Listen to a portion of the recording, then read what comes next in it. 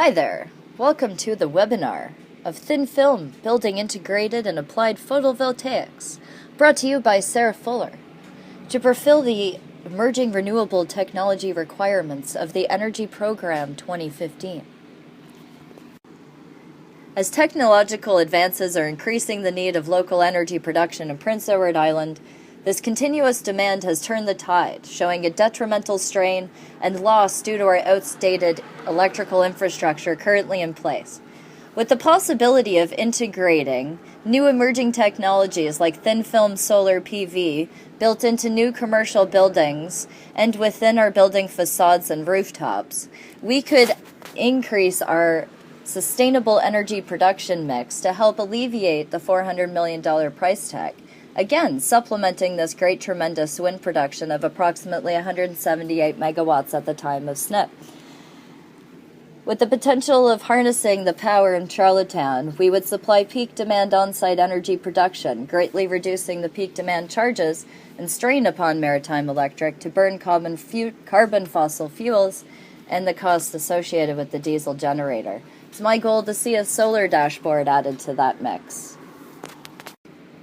As shown above in Figure 9, the regional transmission generation interconnection transfer capabilities taken from the NPCC report of 2010, we show the interconnection of the local energy production located within the Atlantic region, how we share interconnection of 220 megawatts into and out of New Brunswick of approximately 124 megawatts as well. As the smart grid comes to life, we'll have a continuous production of full circle between our New Brunswick, Nova Scotia, and Newfoundland partners. It would be great to see some solar production added to this, which would alleviate the interconnection. And as we get into the smart grid, also provide more solar potential, solar PV potential to add into the energy mix. As shown here in Figure 1 of the PEI energy costs from 2000 to 2008, as taken from the PEI government website 2009, we've seen the island energy costs rise substantially over the last decade, more and more unaffordable for island families. We can provide other alternatives to bring down these costs, and I'd like to explore those further with you. As shown here in Figure 8, how Maritime Electric spends each dollar of revenue, we see a substantial 54% is actually spent on the energy supply costs. Through further research, I've uncovered that approximately $373 million is used for importing oil from other sources, fossil fuel sources. The other energy supply costs would be importing energy production from Maritime Electric. The goal is to bring down these costs in terms of fossil fuels and make those profit margins more favorable, but in more environmentally favorable ways. As shown here in Figure 13, the PV hotspots by province, Prince Edward Island has a PV hotspot in Mimimagash that has a solar potential of 1,136 per year.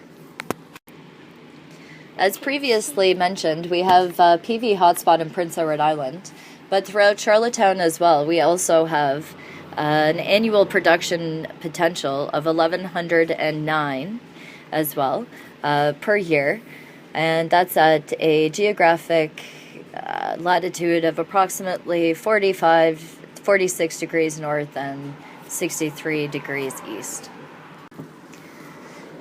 In conclusion, in complement to the other renewable energy technologies shown in Figure 17, solar PV potential in PEI is capable of contributing to and attaining a sustainable energy mix. Implementation of solar gains in specific locations in Charlottetown, all government buildings, schools, instructional buildings, recreational facilities, and new and existing commercial buildings. We can be utilizing rooftop solar installations in addition to building integrated and applied solar thin film technologies. Even with the net metering in place, we have the ability to drastically reduce the electrical load demand required for Maritime Electric to produce, therefore drastically reducing the load at the large sources of peak demand consumption.